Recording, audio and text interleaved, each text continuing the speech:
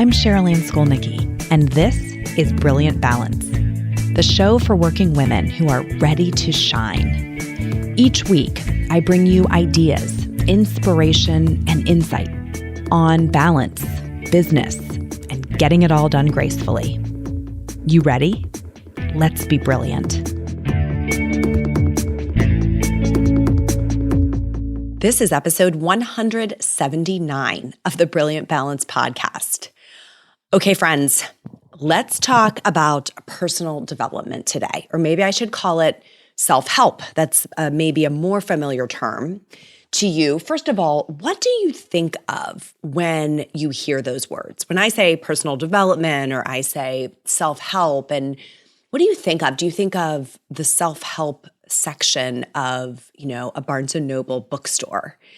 Or do you think about, biohacking, all of the bulletproof coffee and sleep monitoring Aura tools and, this whole realm of trying to really achieve human potential? Or do you think about things like a Tony Robbins seminar?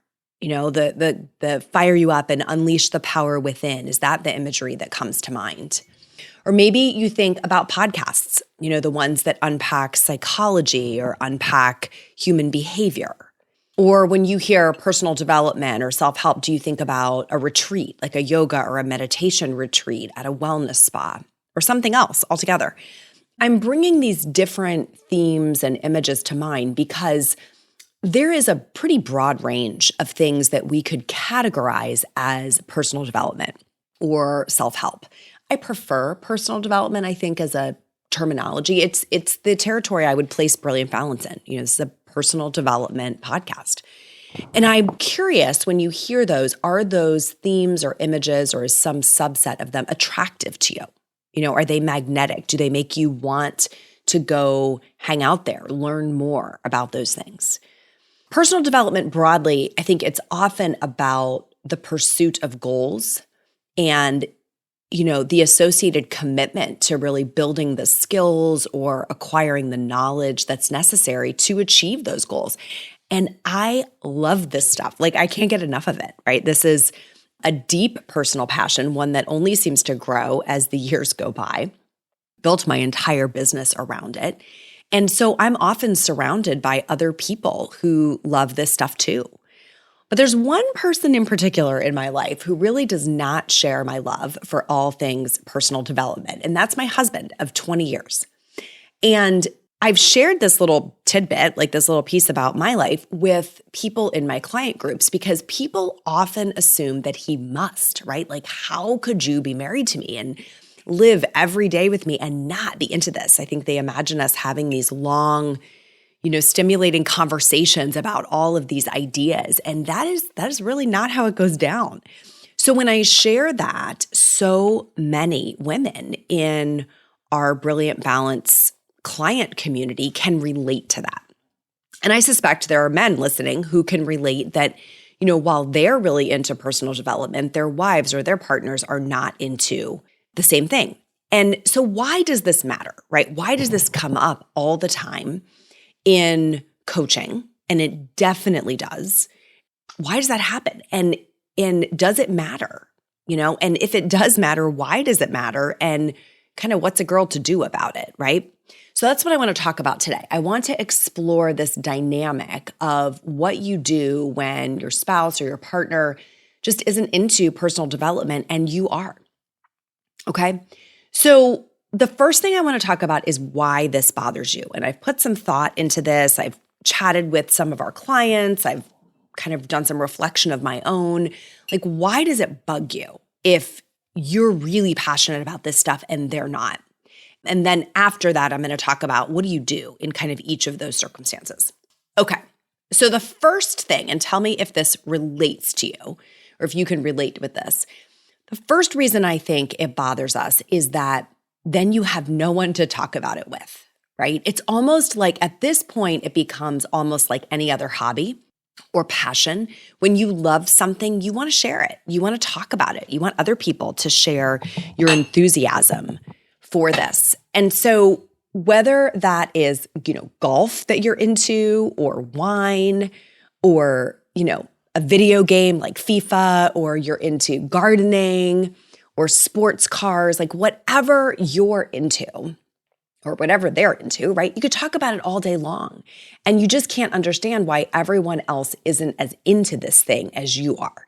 Like my 13-year-old son these days could talk about Teslas, Apple products, and TikTok all day long, right? And the fact that I don't want to talk about those things perplexes him. Like he doesn't understand how you couldn't be so into Teslas, Apple products, and TikTok.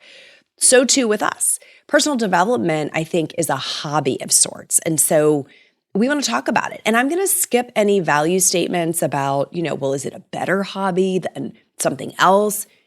For the purposes of this, no. Like I just think that's what governs the dynamic, is that we're really jazzed up about these ideas. We want to share them and unpack them and expand on them with other people. And he doesn't want to, right? And that can make us a little nutty. Second thing that I think can be going on or at play here, the second kind of reason it bugs us is, if you secretly want to fix him. So this idea may be a little bit more uncomfortable, but it's also very true. When you read that blog post or that book or you listen to that podcast, sometimes you might think to yourself, this is it. This is the framework. If he'll just grasp this concept and apply it, then he'll change and my life will be so much easier. He'll see the light. He'll be this new man and everything will be great. I have no idea why he wouldn't be receptive to this. You can insert your own eye roll here. But this is really definitely a dynamic that is at play in some of why it's so frustrating to us when we are so into this and they're not, is that we want them to read the book, listen to the episode, and have that insight that they then apply to their own life, which we think would, altruistically, like maybe make them feel better and then selfishly make us feel better. And I think that's a dynamic that's at play in a lot of, as I'm talking about this with our clients, like what might be underneath it. And then the third thing that I think sometimes is at play is a little more emotional, which is that you may be worried that you'll grow apart. Some part of you may be worried that if you continue to move your life, up and to the right, so to speak, right on the chart, if your life continues to get better year by year and his doesn't, that you'll be creating like a gap between the two of you, and that may become an unclosable gap over time. And that's a big one, and it's probably the most emotional of these three. And by the way, he may be feeling this way as well. But instead of wanting to join you to stay on the same page, he wants you to join him in staying exactly where you are today, where it's safe and warm and comfortable and you're together. So if you find yourself with any of those challenges or if any of those things resonate with you, I don't just want to leave you hanging there like, okay, well, good luck. I want to share sort of what did I do? What am I doing? What do I regularly coach the women in our client programs to do? And then what insight could I share with you as a potential pathway to not stay stuck? Hey there, have you heard the news? I am going on tour in 2021, virtually, of course. I am so fired up to talk to a ton of you in 2021, and I would love to add your event to our tour schedule. The topic is something near and dear to my heart. It's work-life balance redefined. So if you're hosting an event, a meeting, a conference, a symposium where this topic would be a hit, let's talk. Dates are available on a first-come, first-served basis, and they are going fast. So head over to brilliant-balance.com/tour and get the wheels in motion. I'll see you on the virtual road. So let's take these one at a time, right? If first you're feeling like you just want to talk about this stuff, right? You need somebody to talk about it with and unpack it with, then I would say find a tribe. Find your circle. It could be a conference that you attend. It could be a course that you take. It could be like a book club of sorts where you chat about these ideas that you're learning. We need podcast clubs, right? Like I guess that's what Clubhouse is doing. It's the club to unpack the podcast the way you have clubs to unpack the book, right? I think at Brilliant Balance, we love this stuff. So this is something that I feel like I have found my tribe, whether it's with the women on my team, the 7 of us who come into work at Brilliant Balance every day, whether it's with our clients who are in coaching programs where we're in that two-way dialogue, or whether it's in our Facebook group, the Brilliant Balance Facebook group, where I get to connect with a lot of you and chat about some of these ideas and things that we're learning. Like that's my tribe. And I want you to make sure you find yours, that you find a place where you can explore these ideas in dialogue with other people, because it is rich. It is powerful. It does add depth to your understanding when you're not just learning it in isolation. Okay. The second thing, if you feel like your tendency is you kind of secretly want to fix him, I get that. And I think the action here is to really work on improving yourself, right? It's called self-help or self-improvement or personal development for a reason.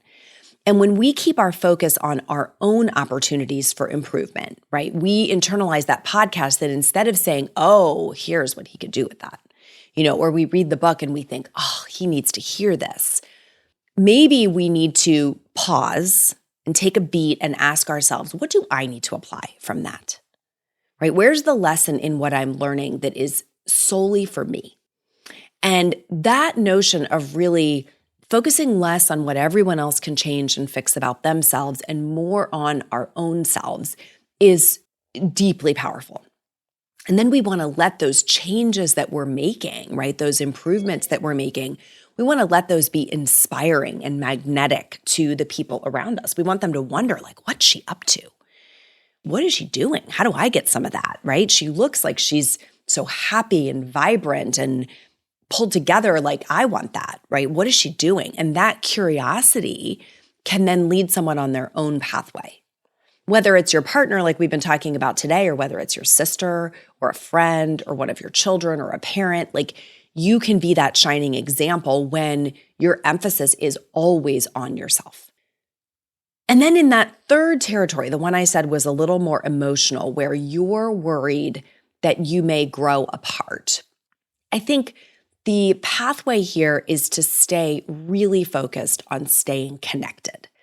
There will always be ways to connect. There will always be common ground, and that's what we want to focus on. We want to focus on the common ground, not on the areas where, we feel distance. And we want to use our own growth always to foster connection, not to put ourselves on a pedestal or pull so far ahead or become, like all the negative phrases that come up are like holier than thou. And, she thinks she's better than you. Like that's the territory we want to avoid, right? We want to sit in the space of being magnetic and being inviting, right? And staying very connected. There are very few self-improvement pathways that don't have love at their core. And we want to live in that light. We want to live in that light where love is at the core, connection is at the core, and everything we're doing is in service to that, not to separation, not to isolation, not to superiority, right? We want it to foster connection. Now, there's one little asterisk I want to put on this, which is I have had conversations with women where through the pathway of personal development, what becomes evident is that beliefs or values are separating. That there is a belief architecture, right, or a values infrastructure that is just revealing itself to be fundamentally different.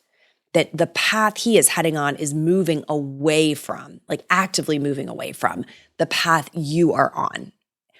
And that's a place where I would say that's probably a good time to seek counseling together.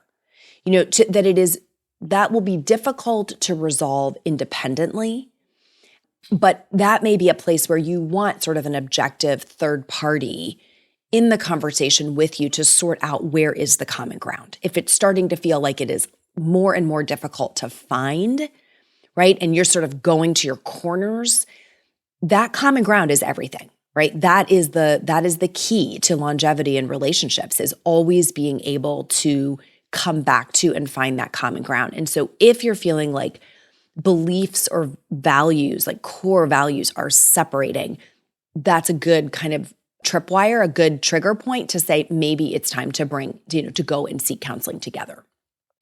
So to recap kind of what we shared today, if your spouse just isn't that into personal development, right, and it's bugging you, or your partner, I want you to ask yourself, first of all, why, right? Is it because you really want someone to talk about? You want a buddy, who can unpack all this stuff with you and who can geek out on it in the same way you do. And the pathway there is to find your tribe, right? Find your tribe, whether it's with us in the Brilliant Balance community. Come join us in the Facebook group. You just go to Facebook, search groups, pick Brilliant Balance, and find us there. Or whether it's a book club or some other community that you already have where you can talk about this. It's so important that you do find people to help you deepen and expand your understanding of these ideas and go on that journey with you. Second, if the challenge is because you secretly want to fix him, like your love for personal development is really your love for other development, then you want to reground yourself in focusing on yourself. Anchor back into this is about you and your journey, you finding out how to optimize your own life and stay squarely in that territory. And the third reason was if you're worried that you'll grow apart. And my thought there is to double down on connection. Really focus on common ground, connection, and everything, all the growth you're doing being a pathway to love, a pathway to connection, not just with your partner, but with the world at large, right? With everyone around you. That's the whole reason we're doing this stuff, is so that we feel a stronger sense of connection, a stronger sense of really authentic connection with those around us. That's today's episode. So I want to ask you before we close out today to do one of three things. If you would help support the show, it would mean so much to me. And I'm going to ask you to subscribe, star, or share. Subscribe if you're not already subscribed to the Brilliant Balance podcast, wherever you're listening. Just click that subscribe button so you never miss an episode. Star, either star or review. This is truly the best way to help people find us and find the show. You may not know this, but this is really how shows grow. And so as I record this, we are at 281 ratings and 90 reviews. I have a personal goal. Let's get that to 300 and 100 the week this episode airs. That means 19 of you listening need to take 10 seconds to either hit those stars and then 10 of you need to take 60 seconds to just share your thoughts on the show in a review. So star or review the show from wherever you're listening, and I will share with you as soon as I get all those results, kind of what kind of a lift we were able to get from that. And then share this with a friend, someone who needs this particular episode, someone who would benefit from hearing this, maybe just not your spouse or partner, given what we've shared today. I am so grateful to you for helping us widen the circle. Until next time, my friends, let's be brilliant.